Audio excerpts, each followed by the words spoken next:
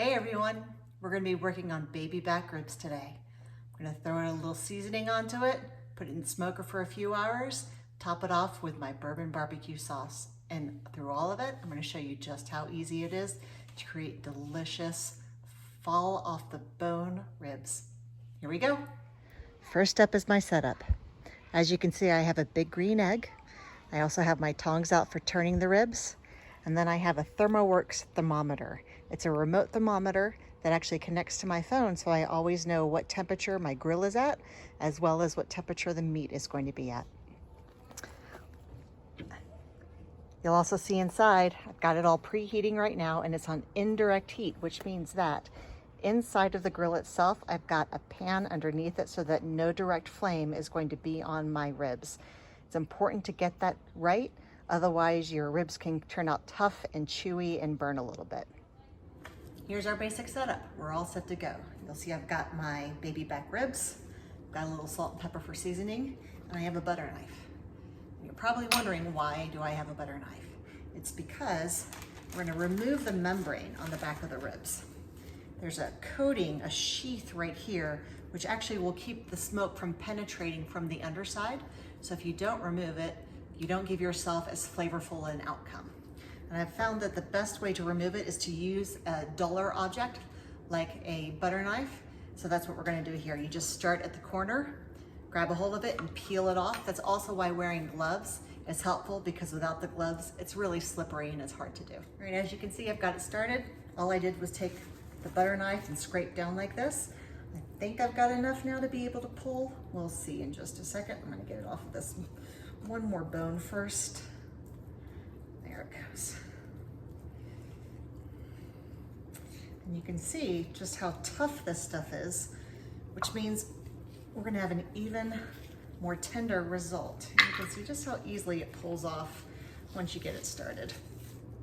And there it goes. Now, we'll take the ribs, and I like to keep one clean hand, one dirty hand. And since I'm left-handed, I will take off that left glove. And so from here, we're just gonna take a little bit of salt, a little bit of pepper. Some people like to put a barbecue rub on top of their ribs as well, but that's one of the benefits with my sauces, is that they are already so flavorful.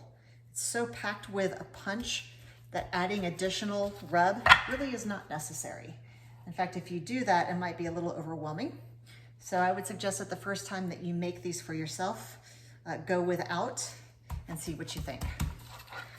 All right, after we get these pepper on here, I'm gonna call it a quick break and bring it out to the grill and go from there. Okay, ribs are on and smoke smells delicious. We're gonna let this sit now for about an hour and a half to 2 hours total time would be my estimate, but I'm gonna flip it every half hour. You can see that I've got a probe in the meat, and that's so that I can monitor the internal temperature as well. End goal is to get it to be around 180 to 185. Prior to that though is when I will put the sauce on. If you put it on too soon, it's likely to burn. Stay tuned. It's been about a half hour so far. This is where we're at for our temperatures. It's time to flip it. So let's see how we're doing. Ooh, man, that smells good. Nice. Good release. And there it goes. All right, back to bed for now. Okay, the ribs have been smoking for about an hour now. As you can see, it's right around 157 degrees. See how they're looking. Oh, I can already see that underside's gonna be just fantastic. Oh, look at that. All right, well, what I'm gonna do now is I'm actually gonna wrap them up into 2 layers of foil, because it's already absorbed about as much smoke as it's going to absorb, and this will help keep it from drying out.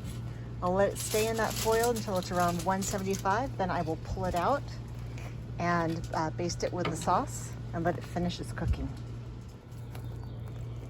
Alarm says it hit 175. Let's open it up, see how it looks. Oh, so juicy. Wonderful, wonderful. Okay, So now we're going to remove it, put it back on the grill, and baste it. We're going to do it in several thin coats, and I'll show you what I mean. All right, so I have my bourbon barbecue sauce poured into a little bowl here. You'll see, nice, chunky, full of spices. Nice, easy, very light coat. Because the goal is to allow this to form some really nicely cooked on layers, and if it's too thick, then it's not possible to do that. So you can see, super thin. Gonna let this sit there for a couple of minutes, then I'll put another layer on. All right, it's all done. I mean, how beautiful is this piece of meat right now? And I wish you guys could smell it. It is fantastic. So I'm gonna put it off onto the side here, onto the foil, and I'll let it rest for about 5 or 10 minutes. While it is resting, I am going to cook up some corn on the cob, as well as put some stalks of sliced zucchini onto the grill so that I can enjoy that with this meal. And I'll be back when it's time for the big reveal. You ready for the big reveal? Oh, so good. Ta-da. Amazing. It just, smells so good. Can you see how well everything glazed? I'm afraid to tilt it too much. I don't want it falling off, but my gosh. This is so good. So when you go to trim your ribs so that you're ready to eat them, the easiest way to do it is to look at it from the side and cut right through these bones. But you can see, I mean, I'm picking it up and it's just so bendable and flexible as it is. And again, you can see that the glaze came through, not burnt. So yummy. In fact, I'm gonna take my hands off of this and you'll see that it's just sticking. So good. So I'm gonna grab a knife here and show you how to do this. So you can just cut right between. Super easy. Oh, like butter. Wow. Oh.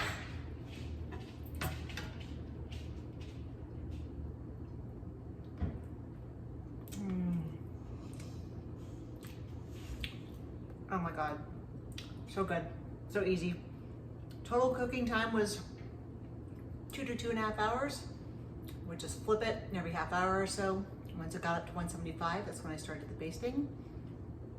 Pulled it at 185, let it rest while I was cooking up my corn on the cob. Threw some zucchini onto the grill, and then when I finished grilling it, I pulled it out and tossed it with some of my honey roasted garlic sauce. And you can see it's just, I'm gonna eat well tonight. Poured a glass of wine, all set to go. I hope you guys have a fantastic meal as well. And shoot me a note or reach out to me on social media. Let me know how it goes for you. Cheers.